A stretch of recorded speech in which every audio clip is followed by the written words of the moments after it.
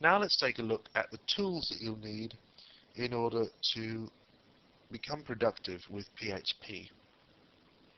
In our last movie, we looked at the hardware that will be needed to run a dynamic website on the web.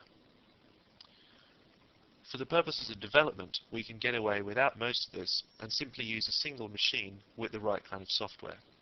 Let's take a look in detail at the software that you're going to need in order to develop your PHP scripts and to test them out on your machine. First of all, you're going to need some server software. Your choice of server software will depend to a greater or lesser extent on the kind of platform that you're running. The Apache web server runs on both Windows and Linux and a whole range of Unix and GNU systems. There's also Microsoft IIS, which only runs on Windows, and this is also a good product. I wouldn't recommend PWS, Microsoft's earlier personal web server software that shipped, I believe, with Windows 98. PWS has given me no end of trouble, so I recommend that if you go with a Microsoft product, you use IIS rather than PWS.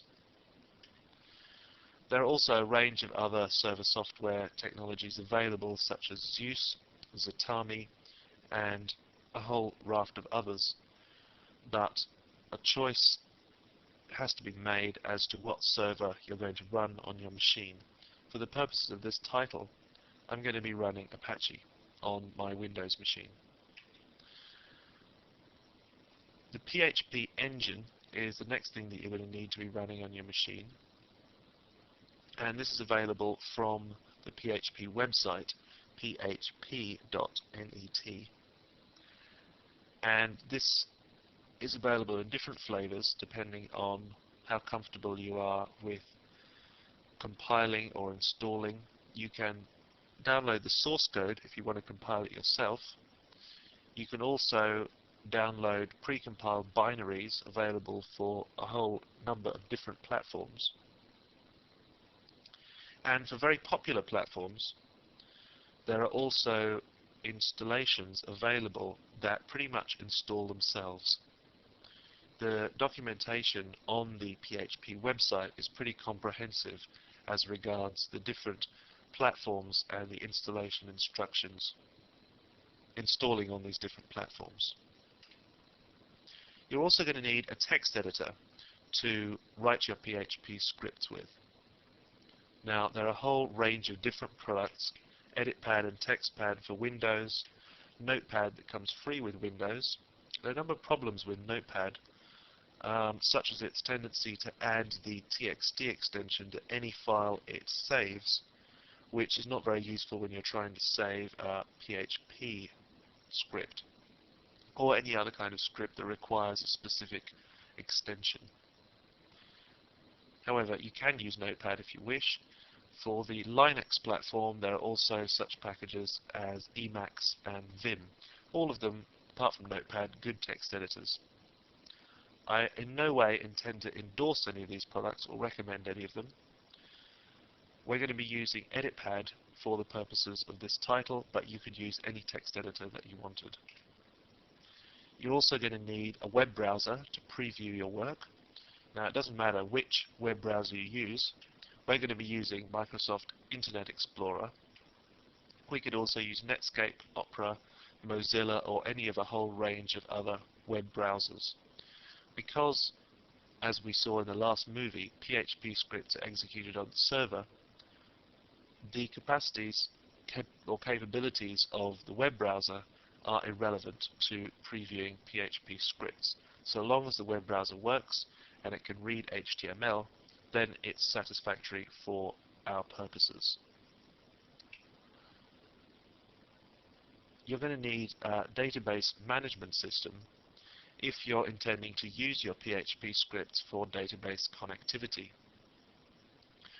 Once again, it's your own personal preference and needs that should determine which database management system you go for, be it Oracle, MySQL, PostgreSQL, and MS SQL Server. For the purposes of this title, we're going to be using MySQL, which is also available under an open source license for non-commercial use. One other thing that I should add about writing PHP scripts is that while the most common way of doing it is by using a text editor and a web browser, and that works perfectly well, you can also replace both of these with an integrated development environment. Now, there is no particular product that is endorsed by the PHP organization, but there are a number available on the market, such as PHP Coder, that allow for an integrated scripting space and a preview space which effectively integrates a browser into the text editor. If we take a look at our text editor that we're going to be using, we can see that the text is stored in the main window, and if we want to preview what the PHP script will look like when it's run through the web server software, then we have to leave our text editor and go to a browser to check that out. However, if we use a product like PHP Coder and we open up the same file here, as we can see, because this is a PHP specific product, our code has been colored and what kind of script we've entered, and we're also able to use this preview window to test out our script. So the integrated development environment can be a good choice for some users. For the purposes of this title, however, we're going to be using the text editor and browser combination because that's what everyone has, and so it's a good basic standard to work with. I'm now going to quickly run through the knowledge that I expect you to have before you start learning PHP with this title. I'm going to expect you to be very familiar with HTML, and if you're intending to use a database with PHP, then I expect you to know some basic skills in that database so that you can apply what I teach you in these scripts that I'm going to be using as examples to your own database and how that works. A very important thing is that you know structured query language. Now, if you haven't used a database before, or you don't know it, then I should point out that the virtual training company offers a number of titles on databases.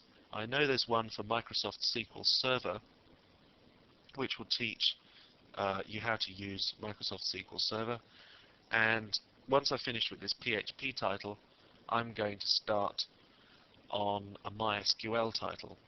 So if there's not a MySQL title out when you're reading this, or viewing this rather, then it will be out very soon. Finally, you're going to complete your knowledge base with PHP through this title, and once you've done that, you'll know everything you need to know to create dynamic websites. In terms of getting help with PHP outside of this title, you should download a copy of the manual so that you can look up the different functions and commands of PHP syntax. And as you can see, it gives a very short reference here, but it explains comprehensively all the different functions, but it can't go into very much depth. That's where an introductory guide such as this title comes in and helps you through your learning process as you're getting to know PHP.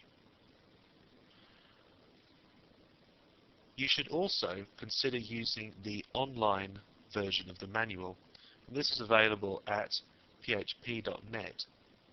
And the good thing about the online version of the manual is that PHP users have added to the fairly brief set of instructions included within the main body of the manual, and people are able to post at the bottom here with their views and little insights into the way to use different features of PHP. So the online version of the manual is constantly being updated and added to and contributed to according to the whole spirit of open source software. However, I should also point out that the user-contributed notes that we're seeing here are contributed by expert users of PHP and are intended to explain points that are not well enough explained by the official PHP documentation. They are not intended for new users of PHP to post their questions. There are forums available for that kind of thing, such as the excellent phpbuilder.com. And this is a great place to go if you're stuck with a certain thing and you want some kind of advice as to where you can go from there. As you can see, the forum is set up so that users can ask questions and other users can help them out with their problems. Once again, however, it's always best to first of all read the manual, then to go to a site such as PHP Builder and run a search for the question that you want answered, and then finally, if you can't find an answer through doing those things, then post your own question. That's about it for this movie, and in our next movie we're going to have a look at the difference between scripting and viewing.